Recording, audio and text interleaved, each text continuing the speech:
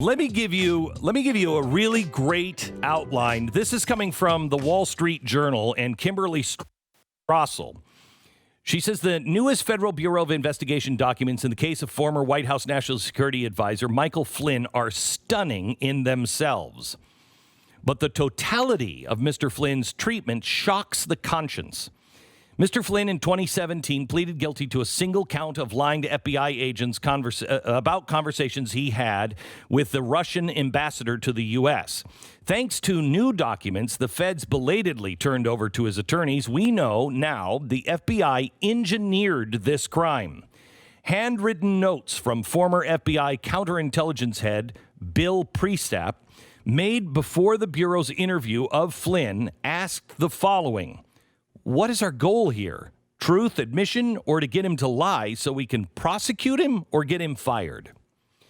One of the frustrations, Kimberly Strassel writes, of the Trump-Russia collusion narrative is the evidence of law enforcement's abuse of power keeps emerging in dribs and drabs.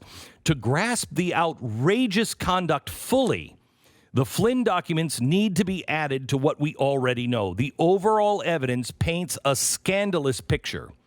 Having labored and abysmally failed in 2016 to build a case that Mr. Flynn was an agent of the Russians, the FBI and the Justice Department changed gears, rifling through his communications, inventing a fake crime, and entrapping him on a lying charge. Now, I want to go through, and tonight, do not miss tonight's show. Tonight's show is at the chalkboard. I'm coming in because I need the chalkboard to explain this to you. When you understand what is really happening, it blows the lid off of the deep state, and it goes all the way to Barack Obama. Barack Obama is the chief architect of this, and there is documentation to prove it.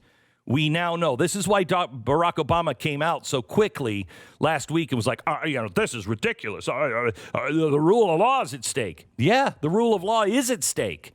And that's why we should pursue this. This overturns not only Barack Obama, overturns Brennan and Yates, Samantha Power, maybe even Joe Biden, definitely Barack Obama. It overturns the intelligence deep state. It overturns Adam Schiff and everything that was happening in Washington and the media. This is the whole ball of wax. Now, this is coming together now with these FBI documents. They were closing the Flynn case, and this is really important. On January 4th, the FBI's Crossfire Hurricane team spent 2016 checking all the databases for derogatory information on Flynn. They ran down every accusation that he had ties to the Russians. They struck out. In fact, Brennan was getting information from the Russians that showed this is absolutely wrong. And he held back all of that information. So they struck out completely. Then, on January 4th, Peter Strzok sent a text message saying, hey, if you haven't closed the Flynn case, don't do so yet. Seventh floor involved. Seventh floor is the brass of the FBI.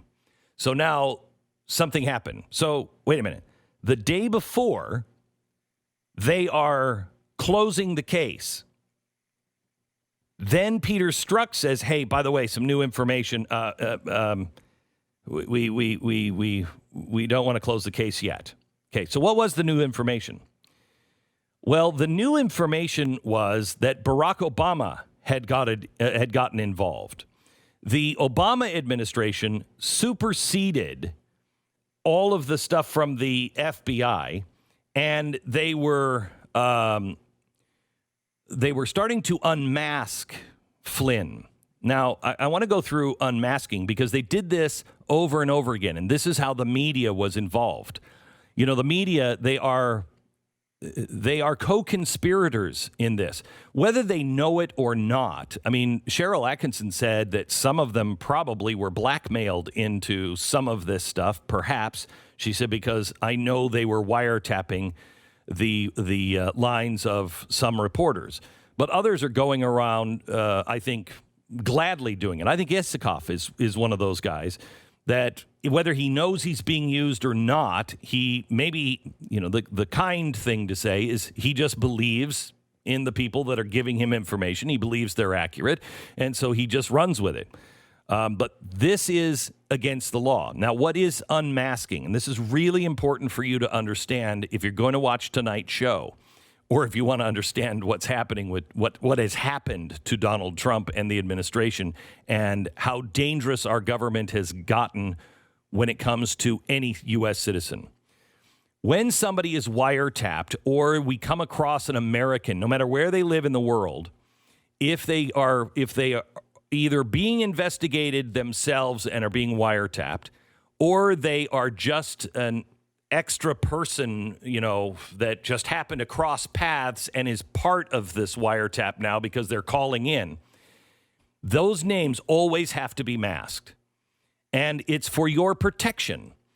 If they unmask your name and it gets out, all of a sudden you look like you're somebody involved in some big international scheme. Because remember, the intelligence department cannot wiretap in the United States. They can't do that. They have to only they're looking for foreign problems. So Flynn is talking to foreign nationals all over the country, so they can wiretap him to see who he's talking to. But just because they suspect something, you don't ever want to say the name of that individual because that will make them look guilty. And it starts to build in people's minds. Oh, wait a minute. He's trouble. He might be trouble. So we never unmask. Now, we never unmask and release the information to the press, leak the information to the press. I should say it that way. We unmask all the time. But here's how it happens.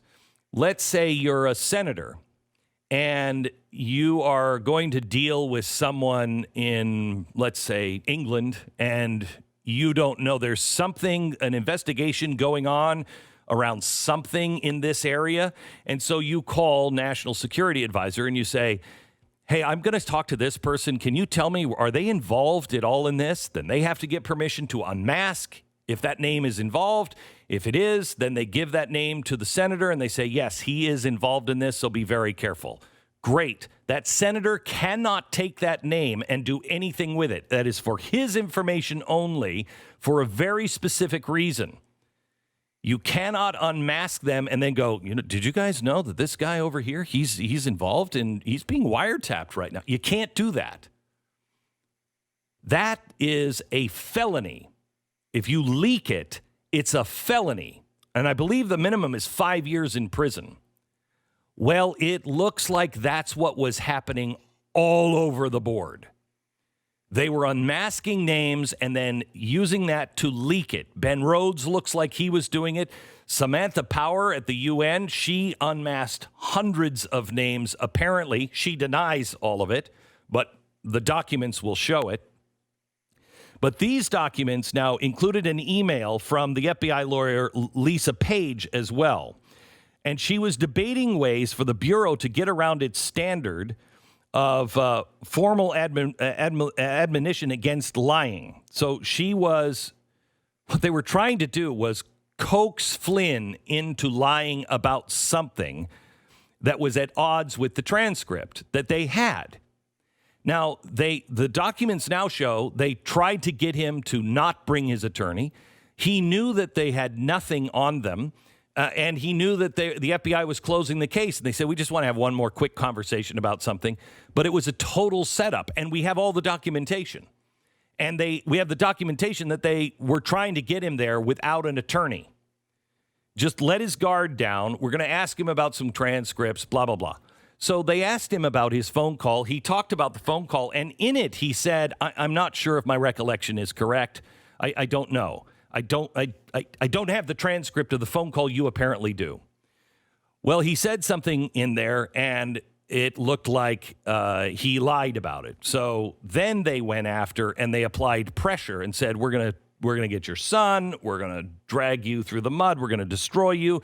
It was his son that was the final breaking point, which is why Joe Biden is so dangerous as a president. His son is dirty, and we already know that he'll do anything to protect his son and his family. You can't have that kind of skeleton in a closet. So anyway, he was protecting his son. He admitted to lying to the FBI, but it was in that particular case where they were trying to set him up and entrap him.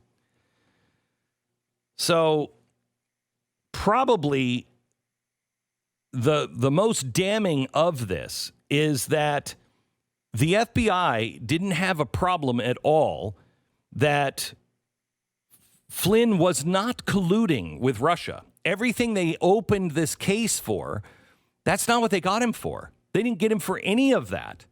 And they were closing the case.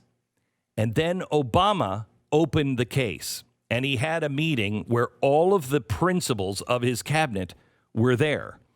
This is kind of a big deal. Kind of a big deal.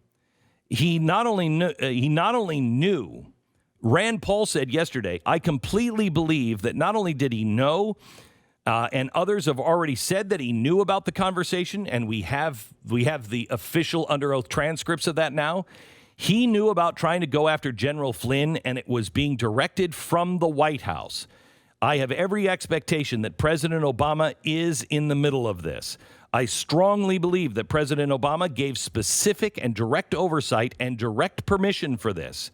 Think about that. The media have treated President Obama with kid gloves. Someone needs to ask him directly, did you approve of Operation Crossfire Hurricane?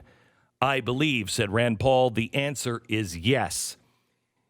If you want to know what Obamagate is all about, you'll see it tonight. We're going to lay it out on the chalkboard. I'm coming in for the first show I've done in, 2 months in our studios.